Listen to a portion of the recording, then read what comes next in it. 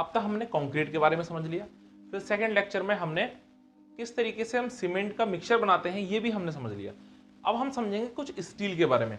Subject है RCC, और RCC में जब तक हम कंक्रीट के अंदर स्टील नहीं मिलाएंगे तब तक हमारा काम बनेगा नहीं। अब देखिए, सबसे पहले यहाँ बात करते हैं कि हमें स्टील यानी सरिया मिलाने की जरूरत पड़ी ही क्यों। तो देखिए, कंक्रीट जो था, जब हमने कंक्रीट बनाया यानी हमने इसमें सीमेंट डाल दिया, इसमें रेत डाल दिया यानी फाइन एग्रीगेट, और कोर्स एग्रीगेट यानी कि बजरी डाल दी, और सब जब हमने मिक्सचर इसको हार्ड बना दिया, इसके बाद हमने इस पर कंप्रेशन लगाया यानी इस तरीके से इसको हमने तोड़ना चाहा। जब हमने इसको दबाया तो ये टूटा नहीं और काफी अच्छी इसने स्ट्रेंथ दी। उसके बाद जब हमने इस पर टेंसाइल फोर्स लगाया यानी हमने इसको खींचा, तो खींचने के बाद ये टूट गया। इसके बाद जब हमने इसके ऊपर टेंसाइल फोर्स लगाया यानी इसको हमने खींचा, तो खींचने के बाद ये टूट गया। तो हमें पता लगा कि इसमें कंप्रेसिव स्ट्रेंथ तो बढ़िया है, यानी कंप्रेशन में तो ये गुड है, लेकिन जब हमने इसके ऊपर टेंशन लगाई तब ये काम नहीं कर पाया और इसमें दरार आ गई यानी कि इसमें क्रैक आ गया और ये टूट गया। तो अब हमें इसके अंदर कोई ऐसी चीज ऐड करनी थी जो कि टेंशन को झेल सके। तो हमने किया क्या, हमने इसमें लगा दिया सरिया यानी कि स्टील की बार। हमने स्टील की बार डाल दी इसके अंदर। जब हमने स्टील की इस तरीके से रॉड डाल दी, अब कंप्रेशन लगाएंगे, जब हम इसको दबाएंगे तो ये पहले भी नहीं टूट रहा था। अब जब हम इसको खींचेंगे तो ये जो स्टील की बार है, क्योंकि ये टेंशन में बहुत ही ज्यादा मजबूत रहती है, स्टील की काफी अच्छी स्ट्रेंथ होती है टेंशन में, तो ये टेंशन में भी ये पूरा ब्लॉक टूटेगा नहीं, इसलिए इस पूरे ब्लॉक को हमने कहा आरसीसी। अब हमने सीमेंट कंक्रीट के बारे में तो पढ़ लिया, आज हम पढ़ेंगे आर के बारे में, यानी आज हम पढ़ेंगे रीइंफोर्समेंट के बारे में। या जो हम इस्तेमाल करते हैं यानी रीइंफोर्समेंट हम जो भी इस्तेमाल करते हैं वो हमारा कंपनी से जब आता है तो वो 12 मीटर की लेंथ में आता है। एक सरिये की जो लंबाई होगी वो तकरीबन 12 मीटर होगी। अब 12 मीटर के सरिये के अलग अलग साइज होते हैं, 12 mm का, 10 mm का, 8 mm का, 6 mm का, उससे भी ज्यादा बड़े होते हैं। तो टोटल जो हमारा रीइंफोर्समेंट है वो 6 mm से लेके 50 mm तक के हमें साइज में मिलता है, यानी 6 mm से लेके 50 mm तक के साइज में सरिया मिलता है। ये सरिये का डायमीटर है। अब सरिया जो आपने देखा होगा वो आपने हमेशा गोल ही देखा होगा, गोल राउंड शेप में हमेशा गोल ही सरिया बनाया जाता है, क्योंकि जो राउंड शेप होती है ना उसका जो सरफेस एरिया होता है, सरफेस एरिया वो सबसे ज्यादा कम होता है, मिनिमम होता है। कोई पूछे कि सरिया हमेशा गोल ही क्यों है वो हमारा, क्योंकि जो राउंड शेप का सरिया होता है या जो राउंड शेप होती है उसका सरफेस एरिया मिनिमम होता है, इस वजह से हम इसको राउंड शेप में ही सरिये को लेते हैं। अब जो रीइंफोर्समेंट है वो 6 mm से लेके 50 mm के साइज में है। टोटल हमारे पास जो मार्केट में अवेलेबल है वो 16 साइज में सरिया अवेलेबल है। 6 mm का, ये सारी चीजें mm में लिखी है, 6 mm, 8 mm, 10 mm, 12 mm, 14 mm, 16 mm, 20 mm, 18 mm, 20 mm, 22 mm, 25, 28, 30, 36, 40, 45 और ये 50, टोटल इतने mm के हमें हमारे अवेलेबल है। अब इसमें भी जो 6 से 8 mm का सरिया है ये हमारा मेन कंस्ट्रक्शन में इस्तेमाल नहीं होता। ये 6 से 8 mm का जो सरिया है वो हमारा इस्तेमाल होता है शियर रीइंफोर्समेंट की जगह, शियर रीइंफोर्समेंट। शियर रीइंफोर्समेंट जब हम आगे पढ़ेंगे तो हमको समझ में आएगा। फिलहाल हम समझने के लिए इतना समझ लेते हैं कि जो इस तरीके से कभी भी एक कॉलम डलता है जिसमें सरिये होते हैं, तो कुछ तो होते हैं लंबे लंबे सरिये इस तरीके से, और उसके बाद कुछ होते हैं इस तरीके से चौकोर शेप में सरिये जो कि सबको बांधे रखते हैं। तो ये वाला ये है, इसको हम बोलते हैं स्टीरअप, और ये हमारा कम mm में होता है। ये इसको हम जनरली 8 mm या 6 mm का इस्तेमाल करते हैं। तो 6 mm और 8 mm का सरिया कभी भी मेन रीइंफोर्समेंट है वहां इस्तेमाल नहीं होगा। मेन रीइंफोर्समेंट हमारा 10 mm, 12 mm, 14 mm या उससे ऊपर जितना है वो इस्तेमाल होगा। अब इसके बाद हमारा जो ग्रेड होती है स्टील की, इसके बाद भी अगर हम कहें कि 16 mm का सरिया है, तो 16 mm में पहली बात तो ये है कि जो साइज होता है सरिये का इस तरीके से होगा, और उसके ऊपर थ्रेडिंग होगी बनी हुई, इस तरीके से थ्रेडिंग होती है बनी हुई। तो थ्रेडिंग को नहीं गिनना है हमें, सरिये के बिल्कुल लास्ट में जो गोलाई है उस गोलाई का हमें साइज निकालना है, वो होता है 16 mm, ना कि ये थ्रेडिंग का। थ्रेडिंग मिलाकर तो ये 18 mm दिखाई देगा आपको। मेन हमें देखना है ये बीच का, थ्रेडिंग को हम इंक्लूड नहीं करेंगे। अब टोटल अगर 16 mm का भी हम सरिया देखें तो भी हमको 5 ग्रेड दिखाई देती है। 16 mm के सरिये की भी 5 ग्रेड हमें मिल जाएंगी। उसमें एक होगा FE 250, FE 350, FE 415, FE 500 और FE 550।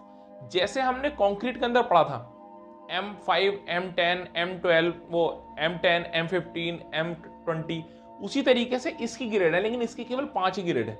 इसका मतलब है अगर कोई FE 250 सरिया है, FE 250 ग्रेड का सरिया है, इसका मतलब है उसकी जो स्ट्रेंथ है सरिये की वो 250 है।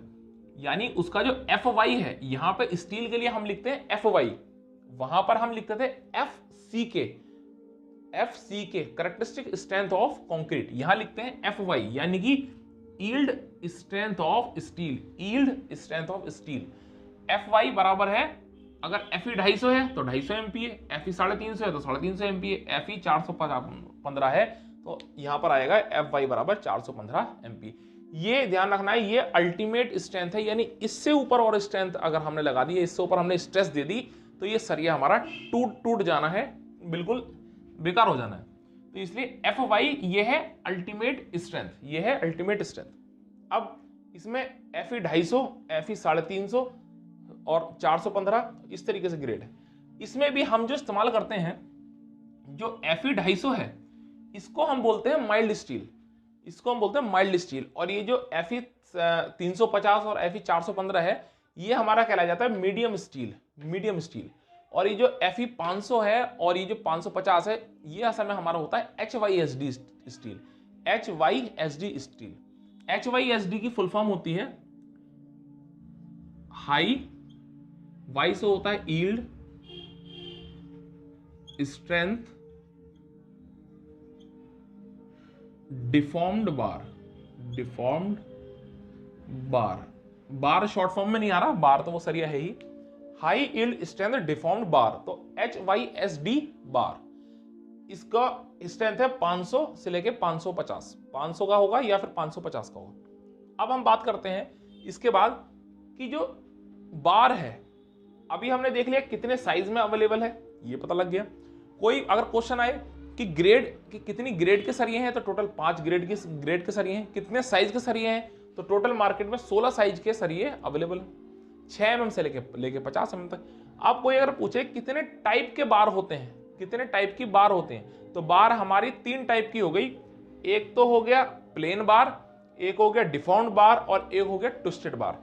प्लेन बार का मतलब है बिल्कुल सीधा सीधा सरिया होगा, उसमें इस तरीके से थ्रेडिंग नहीं होगी, यानी इस तरीके से उसमें जो थ्रेडिंग होती है वो नहीं होगी, बिल्कुल प्लेन सरिया होगा। और एक होता है डिफॉर्म्ड बार। डिफॉर्म्ड में क्या है, जैसे कि एक आम सरिया होता है, उस सरिये में इस तरीके से आपको थ्रेडिंग दिखाई देंगी, चूड़ियां सी दिखाई देंगी, वो है डिफॉर्म्ड बार। और एक होता है ट्विस्टेड बार। ट्विस्टेड बार इतना कोई खास हम यूज नहीं करते हैं। ट्विस्टेड बार में क्या होता है, जैसे कि एक वो लेते हैं स्क्वायर शेप, बिल्कुल स्क्वायर शेप की बार लेते हैं, उसके बाद हाइड्रोलिक प्रेस से उसको एक तरफ से घुमाया जाता है। जब एक तरफ से उसको घुमाया जाएगा तो वो इस तरीके से बैंड हो जाता है, उसमें वो इस तरीके से पूरा बैंड हो जाता है, चूड़ियां सी बन जाती है। तो ये पूरा एक सीधी बार थी, इसको हमने इस तरीके से घुमाया हाइड्रोलिक से, तो इस तरीके से ये ट्विस्ट हो गया है, ये ट्विस्ट हो गया, ये होती है ट्विस्टेड बार। इसको हम ज्यादा कोई खास यूज नहीं करते। मेन जो यूज होता है हमारा, ये डिफॉर्म्ड बार इस्तेमाल होता है। जो प्लेन बार कहाँ इस्तेमाल होता है, प्लेन बार इस्तेमाल होता है हमारा, ये प्लेन बार हम 6 mm या आपको 8 mm तक का ही दिखाई देगा मार्केट में प्लेन बार। और इससे हम बनाते हैं स्टीरअप। अभी बताया था ये स्टीरअप जो कि शियर फोर्स झेलने के काम में आता है, ये स्टीरअप ये किसी को बांधने के काम में आता है, ये स्टीरअप हम इस्तेमाल करते हैं प्लेन बार का। इसमें थ्रेडिंग की कोई खास हमें जरूरत नहीं होती। प्लेन बार का दूसरा, इसके में हमें केवल FE 250 ही मिलता है, यानी जो भी FE 250 का है ना, वही हम बनाते हैं प्लेन बार में। डिफॉर्म्ड बार FE 250 से ऊपर जितने ग्रेड हैं उसमें मिल जाएंगे आपको। FE 350 में, 415 में, 500 में और 550 में मिल जाएगा डिफॉर्म्ड बार। और ये है प्लेन बार, केवल FE 250 में मिलेगा।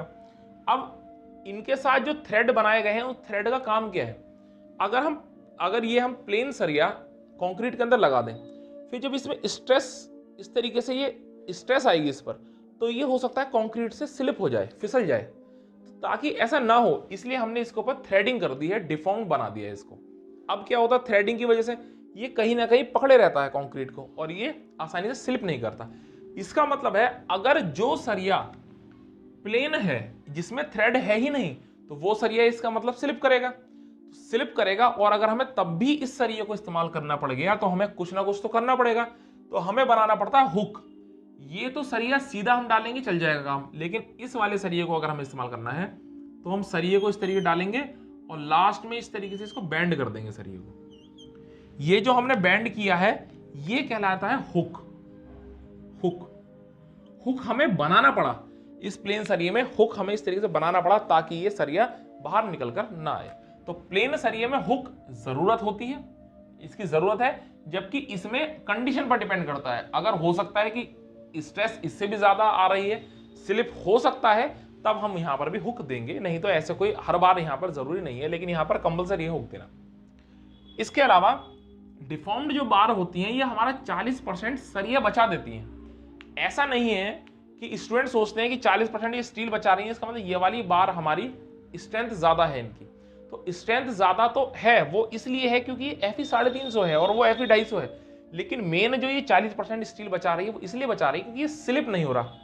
वो स्लिप हो रहा है तो उसके चक्कर में हमको इसमें हुक देना पड़ रहा है, जबकि ये स्लिप नहीं होता तो इसमें हमें हुक नहीं देना पड़ता। तो कहीं ना कहीं उस तरीके से भी हमारा ये सरिया बचाती है।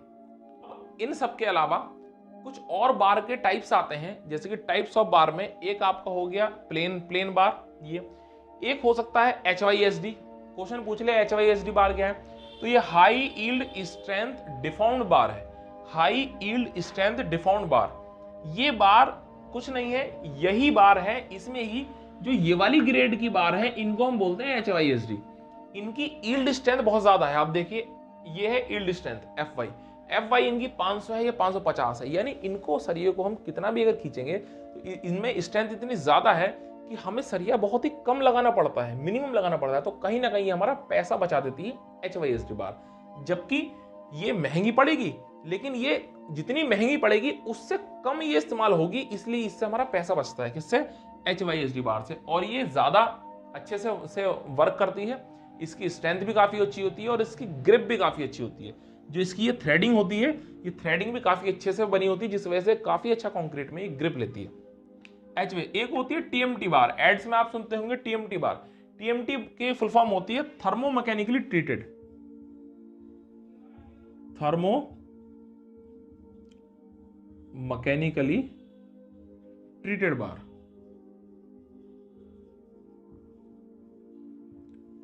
बार, थर्मो मैकेनिकली ट्रीटेड बार। एक प्रोसेस होता है क्वेंचिंग, ये क्वेंचिंग प्रोसेस की तरह ही बनाई जाती है। इसमें क्या होता है, जैसे ये स्टील की बार सरिया अभी बिल्कुल एकदम रेड हॉट है बिल्कुल, और ये सरिया मशीन से बाहर आया, बाहर आते ही इसको तुरंत ही हम ठंडा कर देते हैं, लेकिन ठंडा करते हैं केवल इसकी बाहर की सरफेस को। जैसे ही इस तरीके से आएगा हम तुरंत ही इसको सरिये को ठंडा कर देंगे बाहर की तरफ से। जैसे ही ये ठंडा हुआ, इसका मतलब हमने कुछ ना कुछ टेम्परेचर में चेंज किया, तो इसलिए यहाँ पे लिखा गया थर्मो। और मैकेनिकली कर रहे हैं हम काम, ये हम इलेक्ट्रिकली तो कर नहीं रहे।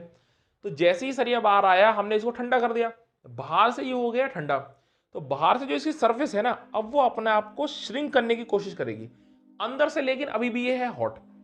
तो इस तरीके से बाहर की सरफेस की श्रिंक करने की कोशिश करेगी। तो इसमें ये देखा जाता है इस प्रोसेस के बाद कि जो स्टील का सरिया निकलता है उसकी स्ट्रेंथ काफी ज्यादा अच्छी होती है, और कहीं ना कहीं वो कोरोजन भी इतनी आसानी से नहीं लेती। यानी ये कोरोजन भी, एक तो कोरोजन इसमें कम होगा, कोरोजन यानी कि जंग लगना। कोरोजन फ्री नहीं है, लेकिन कोरोजन रेजिस्टेंट रहेगी, यानी कोरोजन को कहीं ना कहीं ये नहीं चाहेगी कोरोजन हो। तो इस तरीके से, और एक इसकी स्ट्रेंथ भी बढ़ गई। ये है थर्मो मैकेनिकली ट्रीटेड बार यानी TMT बार्स। और एक होती है CRS, एक होती है हमारी CRS बार। CRS बार भी यही है हमारी, कोरोजन रेजिस्टेंट बार को ही CRS बार बोला जाता है। CRS कोरोजन रेजिस्टेंट बार, कोरोजन रेजिस्टेंट बार को बोला जाता है CRS यानी कि कोरोजन रेजिस्टेंट बार। इसमें कुछ नहीं है, जैसे हम स्टील के साथ करते हैं, हमारे जो घरों में बर्तन होते हैं जो स्टेनलेस स्टील के होते हैं जिनमें जंग नहीं लगती। एक ये ध्यान रखना, ये जो हमारे सरिये हैं ये असल में स्टील के सरिये हैं, इनको आयरन कोई नहीं बोलेगा, ये स्टील के सरिये। माइल्ड स्टील का हो सकता है, मीडियम स्टील का हो सकता है, लेकिन है ये स्टील। अब जो कोरोजन रेजिस्टेंट बार्स हैं, जैसे हमारे घर में बर्तन होते हैं स्टील के, उसमें क्या होता है, क्रोमियम मिला देते हैं थोड़ा सा, ऐसे ही इसमें भी हल्का सा 10% के आसपास क्रोमियम मिला देते हैं। क्रोमियम मिलाने से क्या होता है, जो स्टील होता है वो कोरोजन इतनी आसानी से नहीं पकड़ता। ये होता है हमारा CRS बार।